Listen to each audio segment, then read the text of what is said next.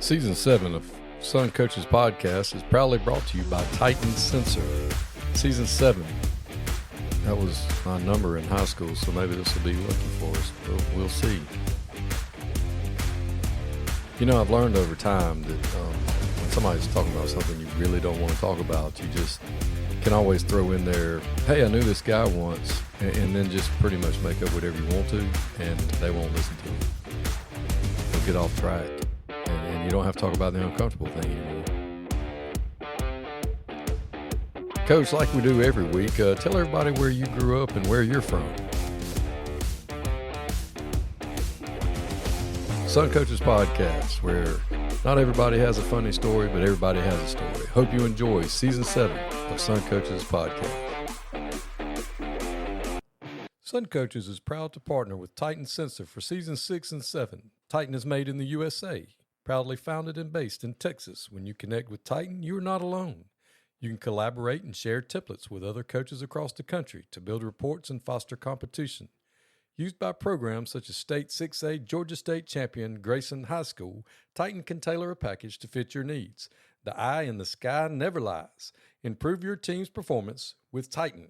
Welcome to Sun Coaches Podcast, Season 7, and today I'm excited to be joined by the head coach of the Macon County Bulldogs, Coach Kurt Williams. Thanks for being on with me. Man, thanks for having me, Chris. Well, Coach, where'd you grow up and go to high school? Man, I grew up in little old bitty Enigma, Georgia, or that was the mailing address. It was really out in the country. I grew up. My dad is a farmer, so I grew up way out in the country picking peanuts and cotton and cropping tobacco. And I went to Berrien County High School down in Nashville, Georgia. Berrien County. Yep. They had a fish place down there we used to eat when I was at Lanier County. We'd ride over there and eat. Ray's Mill Pond. Ray's Mill Pond, which so Enigma is on the other end of the county at the north end. And near Tifton. Correct. I actually grew up closer to Tift County High School than I did Berrien County High School. So okay. But yeah, Ray's Mill Pond is still alive and kicking. So and probably still good. Oh yeah. It's one of them places, you know, all the little South Georgia places you go eat and you're like, everybody's got a place. It seems like, you know, Early County had a place, the Log Cabin, and then you go down to Donaldsonville and they had a place out in the middle of nowhere, and you only had like 3 options. You could get seafood, you could get prime rib, or you could get ribeye. No in between. No, that was it. That's all they got. But it's good food. Good food. Absolutely. So what all did you play in high school? So I just played football. Well, I imagine farming kept you busy. Absolutely, man. My dad was, you know, I was supposed to be a 6th generation farmer. So I kind of broke the mold and said, you know what, I'm going to go to school and be a football coach instead of doing this farming stuff every day and doing this hard labor and stuff. So, but football is the only thing I played. So basically in the office, anytime I love football. And so as soon as the season was over, I was back working with Dad, and that's kind of what I grew up doing, football and farming. Well, who was your head football coach in high school? Well, I had 3 different ones. I kind of went to the dark ages when Berrien County was really struggling. We don't have a huge historic program by no means, but I played for Don Jarrett was my head coach my freshman year. Mike Hill was my coach my sophomore year, and Ross New was my coach my junior and senior year. Okay. So the group before me had a different head coach every single year. So it was almost like you come in spring like, well, who's going to be the football coach this year? Because we had so much turnover, which was in part why I wanted to get into coaching, like, because there's got to be a different way than just having all this turnover all the time. Right. Well, I know I started my career down at Worth County, and I remember the kids would come in from throwing watermelons or picking peanuts or whatever it was they were doing, and coming to football workouts was a break. Yep. You tell city guys, you tell people, and I'm a city kid, but you tell us and people in metro, stuff like that, and they look at you crazy. And I'm like, man, them kids will work all day and get a Coca-Cola and a pack of peanut butter crackers. That was it. That's it. That was lunch. That's it. I can vividly remember like my freshman, sophomore year of having to work all day and fill a tobacco barn. And then that was back when most summer workouts was in the evening, Yeah. you know, because so many kids did work summer jobs and you'd work all day and then you'd have to go out there and get a whole lift in. You'd be running bleachers and getting conditioning in. So it's, that was some hard work.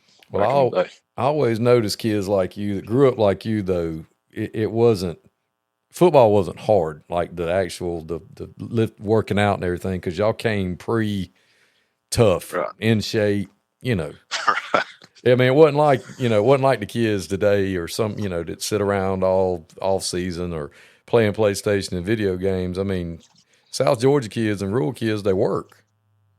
Absolutely.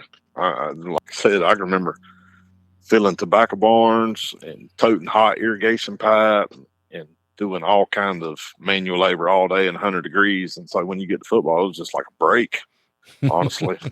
And so, you know, like when I call Dad all the time, like, boy, I sure don't miss that hard hot labor in the summer and so, you know, just a little 2-hour practice outside, it seems like a breeze. Yeah, me and Manuel Labor do not get along at all. Absolutely. I've had to do it. My dad worked in a paper mill, and he made us work there in the summers when we were in college because he wanted us to see why he wanted us to go to college, and he made sure they gave us the worst jobs in the paper mill.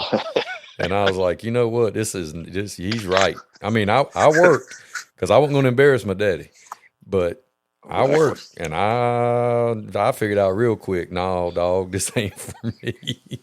I'll major in whatever y'all want me to major in. And that's something my dad emphasized. Like, no, you can come back and farm, but you're gonna go to college and get a degree. And then once I realized, like, oh, I can go to school, and I can ask kids to run around the gym and shoot basketball, and they're gonna pay me for this. Yeah. You know, becoming a PE teacher was definitely a lot easier than laying irrigation pipe and working out in the field all day, for sure. So you always knew you wanted to teach and coach. Yeah, I would say probably my senior year, I really started. I'm like, you know what, being a PE teacher and teaching and coaching football seems like it'd be something pretty cool because I was close with all my high school coaches, enjoyed the talking about football and watching film. I loved all that stuff of it. So, you know, it's something I started looking into, and then probably really made up my mind my freshman year. I was going to ABAC and started coaching rec ball with one of my best friends, Brad Wells, who's the current coach at Valwood. And so we started off coaching rec ball together at 21 and 19 years old, and just fell in love with it. I was like, yeah, this is what I want to do. So did you graduate from ABAC? I went there my first 2 years, and then I transferred to Valdosta State to get my undergrad in PE. And when I went to Valdosta State, I got on the football staff and was a student assistant down at Valdosta State. Well, who was the head coach when you were there? Coach David Dean. Okay. Well, that's pretty cool. He took over for you. Yeah, it was pretty ironic. I worked for him, and then he took my old job. Yeah. So what was that like? Are the horror stories true? I mean, not about Coach Dean, but just being a GA student assistant at the college level. Well, I was kind of undergrad, so I worked in like the video department. So I was in charge of like helping film practice, and then as I kind of went up the ranks, I was in charge of that room, and then I started getting into helping with recruiting, and then I started slowly helping or sitting in on game planning meetings and that kind of stuff. So I just kind of got to be a sponge on the wall, more so than actually like a GA where they running and getting coffee and doing all the horror stories that you hear about. Yeah, I got you. Well, cool. So what was your first paying job? And what was your first We need a paying gig, Randy. What was your first paying job out of college? Well, and that's kind of ironic because one of the coaches at Valdosta State was like, "Hey, you ever thought about GI?" I'm like, "Yeah, but man, I done proposed to my wife. Man, I'm getting married. I can't make like peanuts, dude. I gotta go get a job." And I always knew I kind of wanted to be in high school. Always loved high school football. So come out in 2012, and ironically, my first job is where I'm at now is Macon County. So I started off in Montezuma, and now I'm back as the head coach in Montezuma. So who was your head coach there? Larry Harold got the job. I think I was the only guy that he hired in 2012. Yeah, Larry's one of my favorite people. He's such a good dude. Absolutely. Very organized, very polished, does a lot more outside of football for kids than probably most people understand. You know, it's more like a ministry with him, I believe, and I really believe that. Absolutely. And he's such a good dude. So he was your first. Was he there the whole time y'all were there together? Yeah. So he hired me in 2012, and ironically, Macon County was probably one of the worst times that they had ever been in. They were coming off a 1-9 season in single A, and they were getting bumped up to double A. And shoot, Coach Harold didn't care, man. He's like, shoot, I'm going to take this job, and I believe in myself and believe in what we're doing. And over, I think we were there 12, 13, and 14. And we took them from 1-9 to that, to year 3, went, I think, 9-3 and won a regional championship. Yeah, I was at Americas when we played y'all when Roquan was a 10th grader. Right. And y'all beat us in Americas. And I tell everybody this all the time. Just for that game, we got in a 3-5 look to try to wrangle him up. We misaligned, and he housed it because he was playing quarterback. Yeah. And that's all it took. I was like, man, that dude right there is something serious. Yeah. He was definitely different. And it was, you know, every Friday night, you just, at some point, he's going to make a play to change the game. You just don't know when. It might be first quarter, might be fourth quarter. At some point, he's going to go make a play to change the game. So you learned early about players, not plays. Exactly. Well, I was probably a little arrogant because Harold made me a DC at 24 years old, and so I'm probably going around thumping my chest like I'm a great coach and not realizing I'm coaching one of the best dudes on the planet, covering up all my terrible coaching mistakes. So it's nice to have an eraser. Yes. I need one, but when you have one, they fun to watch. Absolutely. I can't tell you how many times where we would lose contain or the edge would get reached, and here comes just an absolute blur from the middle of the field, just erasing everybody's mistakes. Well, and I also always heard how intelligent he was as far as just as a person in general, but his football IQ was off the charts. Yeah, his instincts was unbelievable.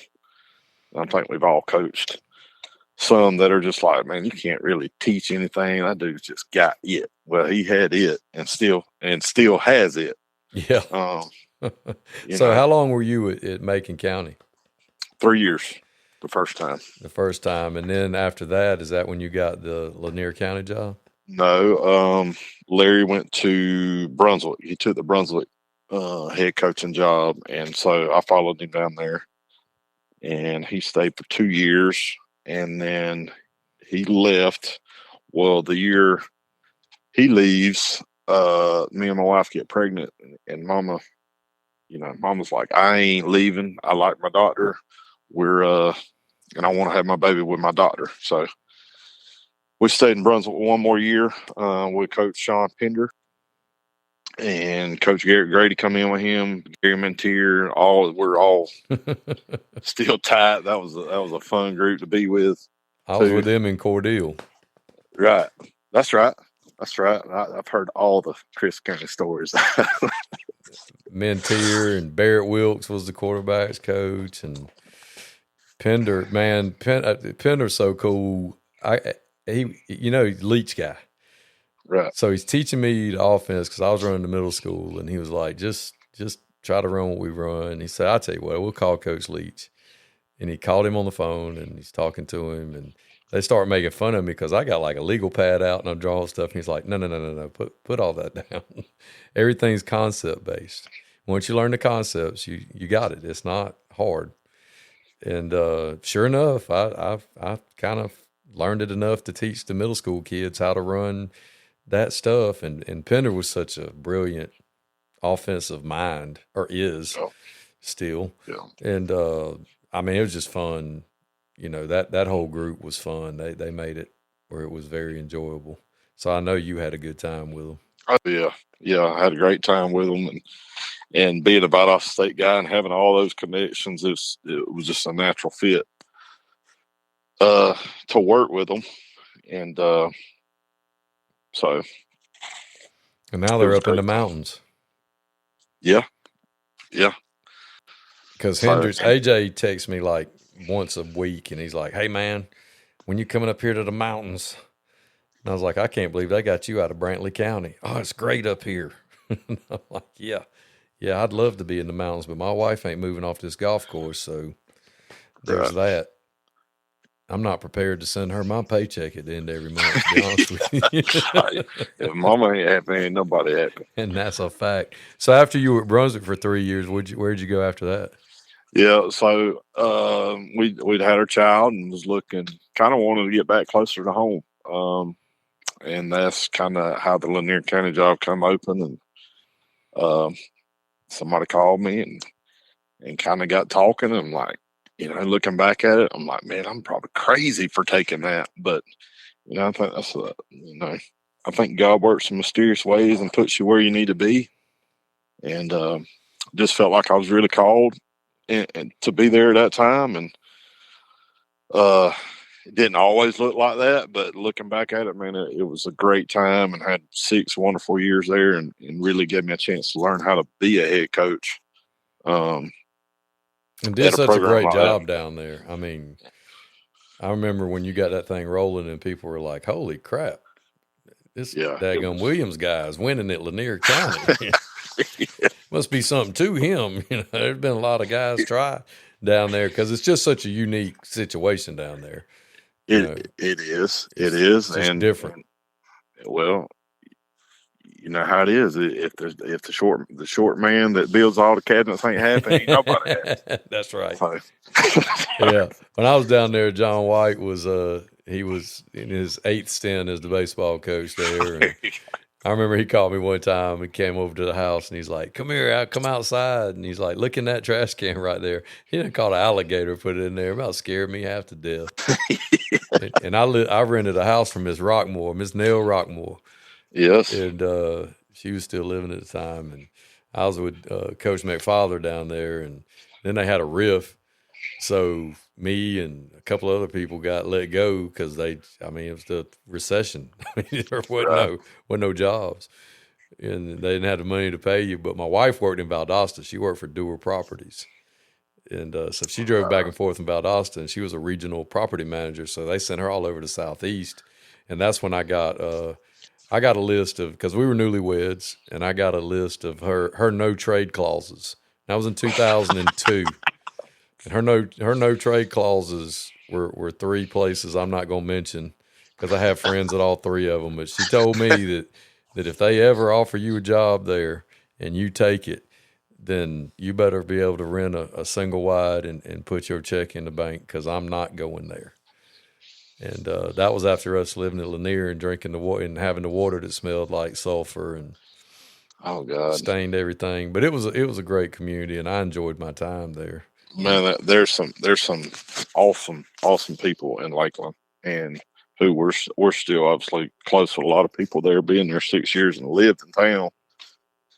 And daughter went to school there a couple of years before we've moved up here, and I just remember I'm 28 years old, getting a head coaching job, thinking, I done hung the moon, and that, because I'm Kurt Williams, I'm going to go in there and we're going to turn this thing around. And I'm getting taken around town, and everybody's telling me, well, "Oh, you're the head football coach. Bless your heart. We just ain't very good at football."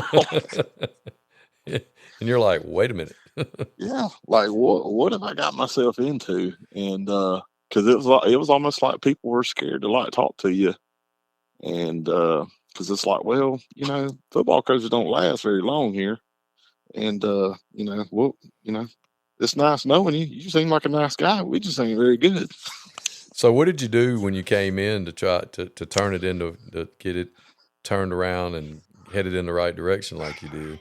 Well, the first thing is like basically a lot of the staff guys was leaving, and then also like just I think I only had one coach left over from the high school and middle school staff, so I had to hire brand new staff. My first year, so and then the biggest thing is you just had to attack the weight room. That's the first thing we did, and hired a few guys that first year, and then the second year we was able to add 2 or 3 more really sustainable guys, who some of them guys are still there, so who were a big part of it. And I can never forget our first year there, we didn't do very good in non-region, and then the region back then was Clinch, Charlton, Irwin, and mind you, Irwin's got DJ Lundy, and Charlton's got Rich McWhorter and all his dudes. And Clinch this is when Coach Dickerson was there. He had not retired yet, and he's got Tresman, Marshall, and all these freakazoids. And then who else was that? Telfair and Wilcox was pretty dang good too. So I'm sitting there, and I think we're 0-6, 0-7, and we got Clinch, Charlton, and somebody else, maybe Irwin. It was like 3 of the top 5 teams in the state. And so I'm like, you know what? We're not going to win another game. So let's learn how to practice first. And then we also made the decision, like, we're going to lift in season like it's out of season, because we were that behind in the weight room. And probably those decisions is kind of what snowballed us into year 2, where we only went 3-7, but that team arguably could have been my best team in Lanier. I think we was only like 10 points away from being 7-3 in year 2. So over the next year 2 to 4, I think we were in a bunch of close competitive games, just still learning how to win and be competitive, and then finally got over the hump in year 5 and got in the playoffs for the first time since Coach McFather had been there, probably around the time you were there in the mid 2000s. Yeah, I was there in 2002, so it was it was different, because the region back then was, you still had Pelham and Seminole County, and I was like, man, is the GHSA on a map? Why are, because you had Clinch on the other side.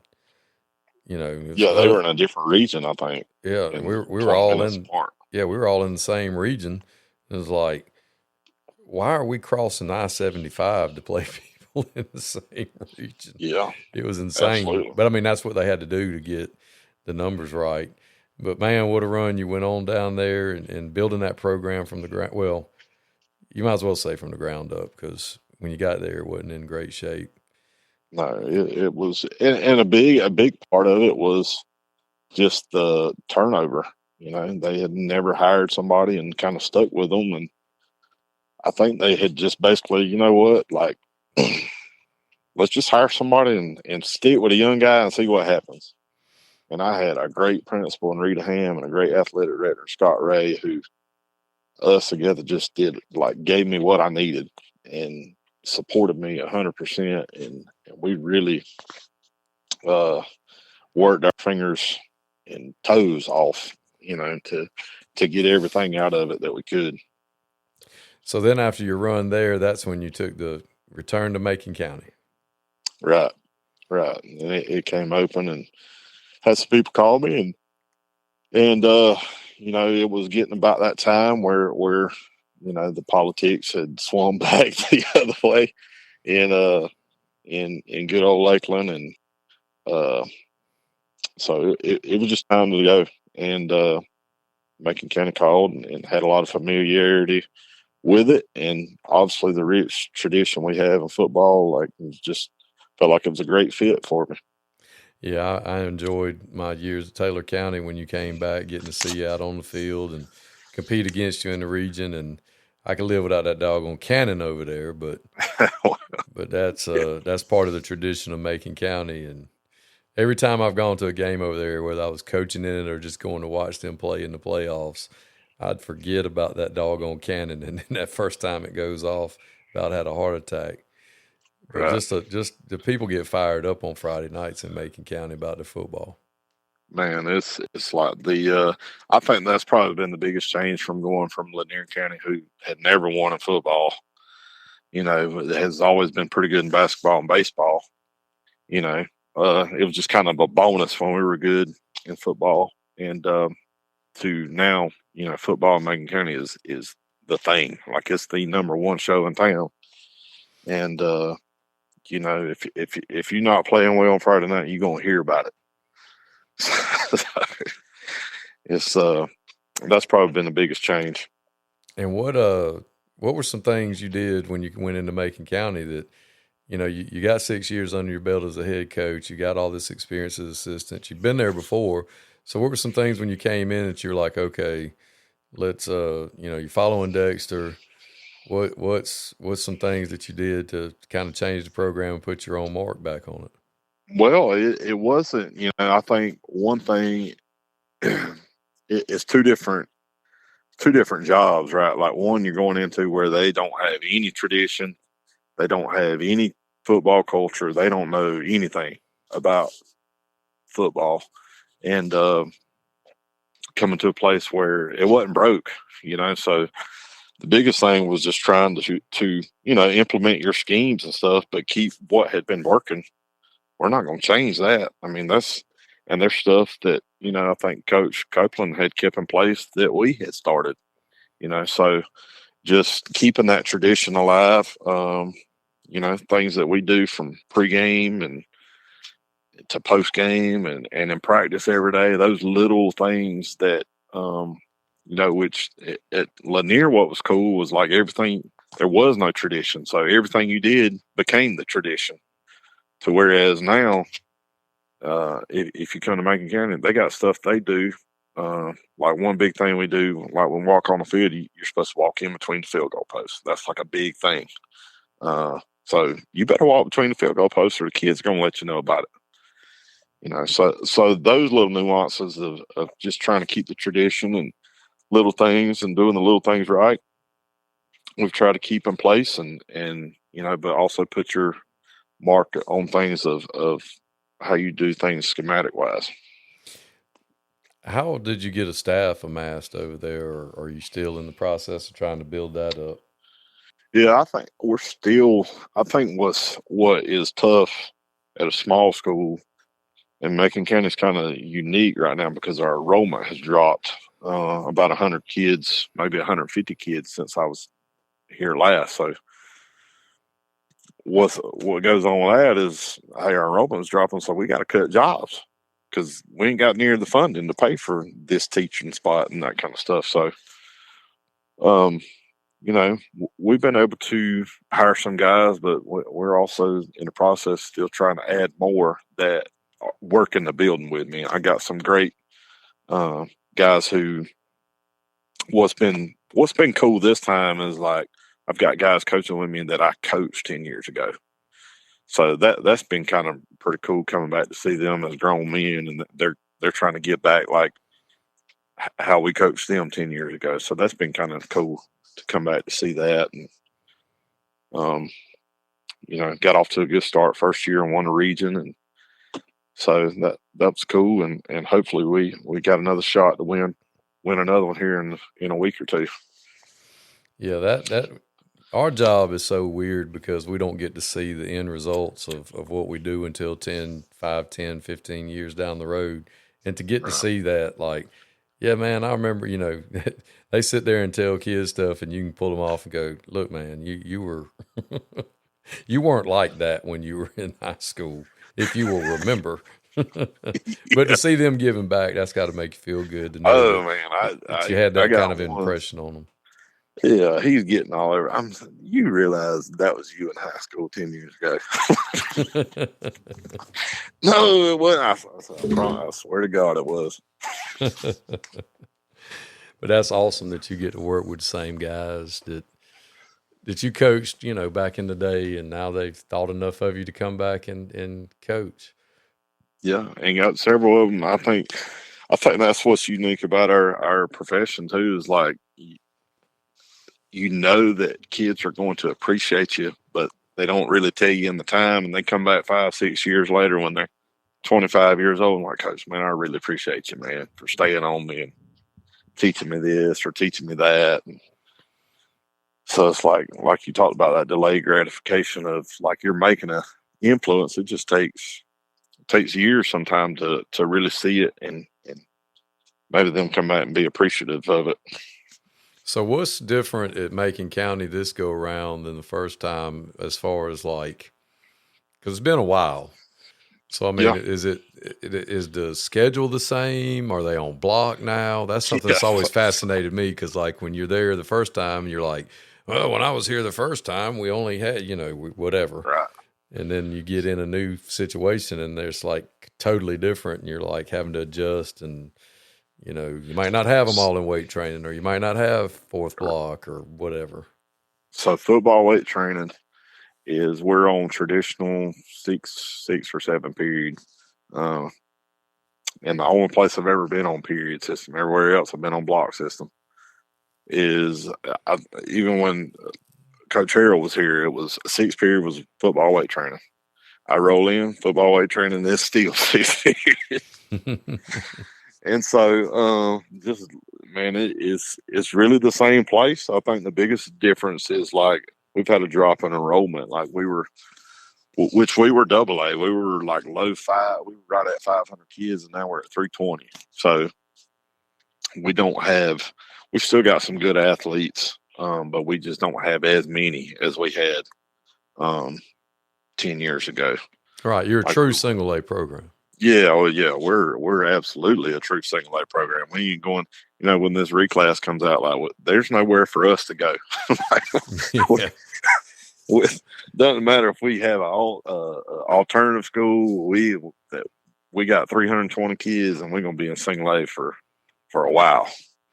Yeah, that was the next question I was going to ask you. You've been doing it a while. What are some things that in the high school game in the state of Georgia, things that have changed over the years that you look at? And one of them, I'll say it so you don't have to, is people hiding numbers with, they've got a Scholars Academy or an alternative school or whatever to try to cook the books to get the numbers in their favor. You can't cook a book to get 320 to be much more or less than 320.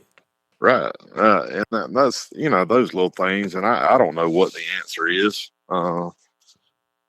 To correct some of it, but like when you're in the, when you're in single A, it's like, man, there ain't nowhere to go. Like it doesn't matter if we send 100 kids over here, but there's schools that do it, and but that's always kind of been frustrating for single A. But these past couple of reclasses, like getting the private schools out of here, has been you feel like you're playing single A schools now here the past 3 or 4 years. So I hope for GHSA they don't mess with single A because I think we've got it in a good little spot right now if we don't mess it up. So, well, I know you're real big on playing a tough non-region schedule since you've been back at Macon County. Talk about your non-region schedule a little bit the last couple of years and the people you've played. Oh, well, yeah, we've played. I am big on playing tough non-region. And Coach Copeland actually had this schedule made. So I'm still working on the one I inherited from him. But we've played, we played Bowden, obviously, the past 2 years, who is the best of the best in single A. And, I think that was a great experience for us. We actually got to go up there this year and actually played well for about 2.5 quarters before their depth and humongous size took over. And Rich does a fantastic job. And then we played at Manchester, who is always traditional. That's been a rival game, I think, here from Macon County. And they were in the region. Yeah. Mm-hmm. Yeah. And so, and we played over there. And if you never played at Manchester, you're missing out because that place is different, and it's going to be a tense ball game. And we played over there. We played Lakeside, the Cab out of Atlanta, who's a 5A program. And we also played Southwest Macon at the Bibb County Classic at 4:00 on turf on August 15th. So, yeah, I saw that video and couldn't believe that was too hot to be playing football. It's that's one thing I would like to see change is like get rid of one of the bye weeks in the season and push week 1 back to closer to Labor Day, because playing in that game at 4 or 5 o'clock on turf the past 2 years, it's just absolutely dangerously hot, especially for a single A program who only has, I mean, you might dress 40, but you ain't got 40 that's actually rotating. You're probably only rotating 25. Yeah. Yeah, that's something. The schedule is something I'd love to see changed as well, because it's just, the kids are not built like they didn't farm. They didn't grow up farming. Right. And they didn't play outside. And, it just got cold this week. Right. It's just football weather this week, and we got 2 weeks left in the regular season. And, for the first 5 or 6 games of the season, it's so doggone hot, you about can't get nothing done. Yeah, absolutely. And, then you have the wet bulb and the heat policies and all that, but you don't care about it when it's time to go play a football game. No. We're gonna have more. We're gonna have more people watching them. That's always been what I was told. We have more eyes on them, so there's gonna be more people there to watch them die. Great, exactly, wonderful. More, we're not doing what's best for the kids, and at some point in time, an adult's gonna have to be an adult. And say, let's make it make sense. Cut out one of the bye weeks, back everything up, return to state championships. If they want to play them up there, that's fine. But in the smaller classifications, it means so much more, to the small communities to host state championship games. And, do it like it used to be where the semifinals go up there. I keep hearing, well, it's a great experience for the kid. Man, please. I tell you what, they won't care if they win it in front of their folks. Yeah. And the experience of going through full body cramps and dehydration it ain't worth it. Yep. But preaching to the choir. Yeah. Sorry, didn't mean to get on the soapbox. I just no, you were. Anytime one of you guys is like, "Yeah, let's back the season up," I'm all in on that. I'm like, yes. Yeah, absolutely, because now it just screws up your summers too. Because you could wait till, in June, kids could go play basketball and play football and play baseball or go off with their family, whatever. And you could tell them, look, after July the 4th dead week, it's football season. We got to go. But now with the schedule like it is, it's become a year-round deal. And June we OTA'd with y'all in June. And it was freaking hot that day too. It was scorching. And you feel like you got to put your kids in it because you're going to play in it. Right. And you got to OTA because everybody else is. And you feel like you're getting behind if you're not. And, you don't have the 7-on-7 little get-togethers like we used to where it'd be like, hey, man, y'all want to throw Tuesday? Or y'all want to throw Thursday, when you could say, hey, coach, could you show us that again? That kind of thing. That's kind of falling by the wayside too. Well, got to go. Got to get as many reps you can get in. And, with the power rankings coming back, which I know y'all dealt with that. Single A, double A, and triple A has already been dealing with it, but game 1 matters just as much as game 10. Oh, absolutely. So there's no work up into the region schedule, or won't be next year. No, and it don't matter. We looked at, it'll change 1,000 times between now and 2 weeks from now, but you can look at a mock-up, and even if right now, for instance, you statistically may be number 1. Well, crap, the second week of the playoffs, you're drawing smoke where used to you didn't get any real fire until about the 3rd round. Right. So now every game's going to be, a playoff game or have playoff implications. Yep. Which, yep. everybody wants to be like pro in college and trickle down and all that. I was listening to the GHSA scoreboard show the other night and listening to those guys, and they really don't have a concept of what the smaller schools deal with. Right. I mean, they just don't, because they're in an area where they don't have schools with 320 kids in them.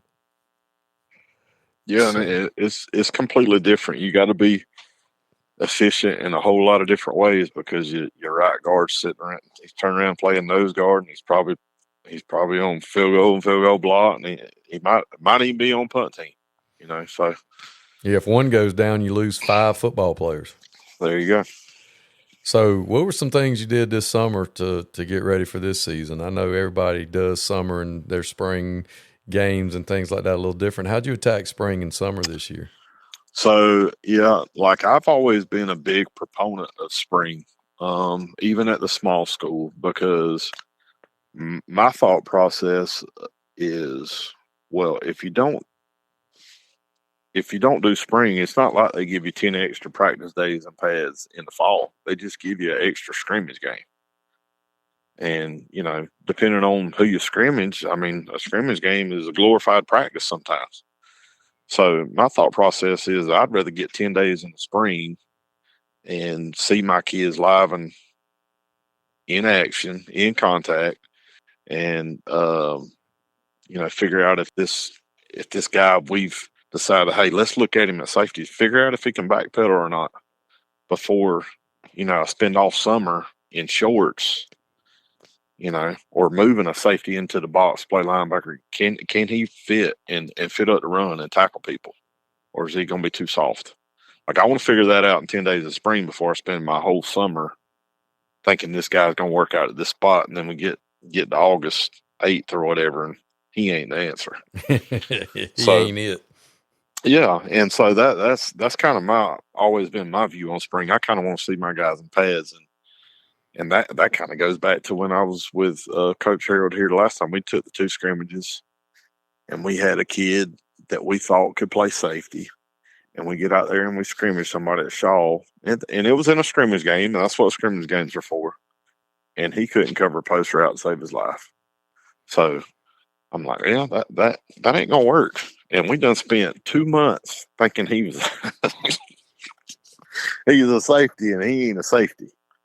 So that's just my thought process on spring. And then June, we like to throw a lot, and then obviously we threw with y'all, and we try to do the OTAs and get our OTA in June, and then July obviously crank up the special teams and try to get that OTA in on the.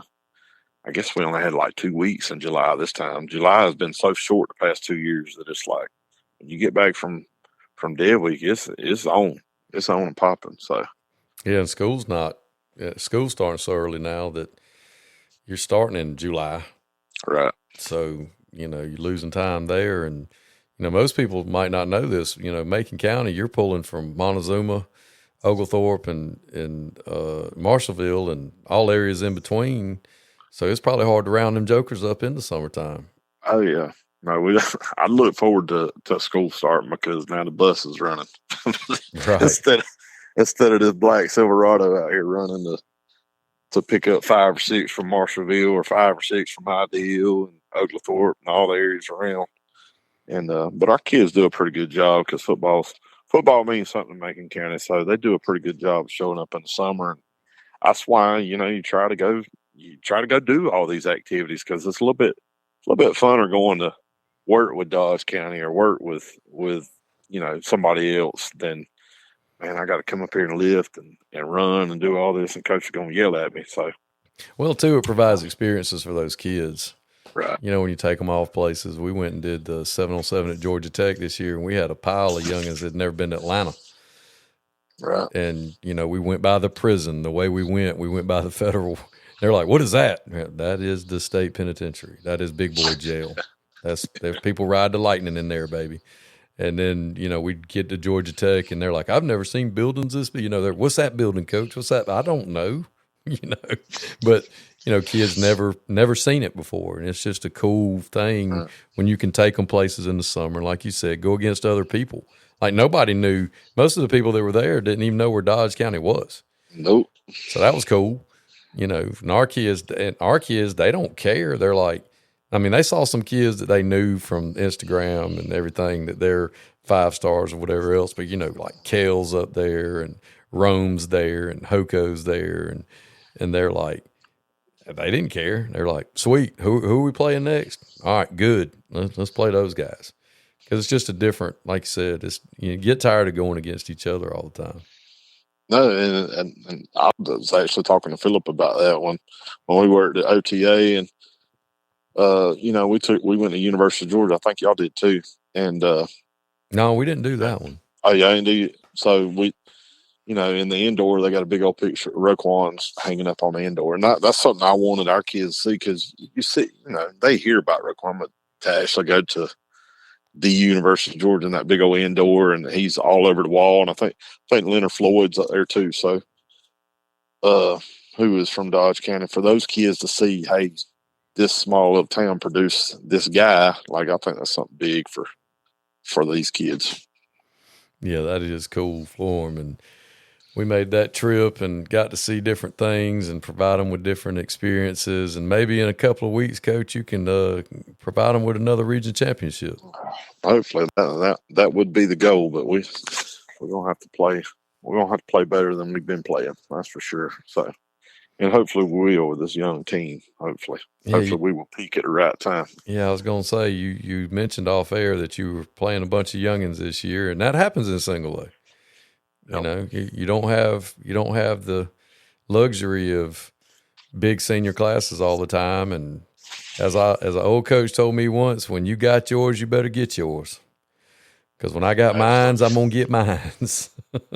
Yeah. I did senior night. We ordered shirts for senior night. I looked at last year. I ordered 50 senior night shirts for the band and all that, because I'm the AD too, so I got that whole experience too. The band and NJRTC and cheerleading and all these different activities. Well, I made the order today, and we only got 30 shirts. So it kind of gives you an idea. It's just not a big senior class all the way across the boards. How it cycles. And then next year we'll be back to ordering, probably we got a big junior class. So that's just the life of single A. Absolutely. And Coach, you've lived it, you've won in it, and I know you're going to continue to win in it. And I appreciate you coming on and sharing your story with us. Season 7 of Sun Coaches Podcast is proudly brought to you by Titan Sensor. Season 7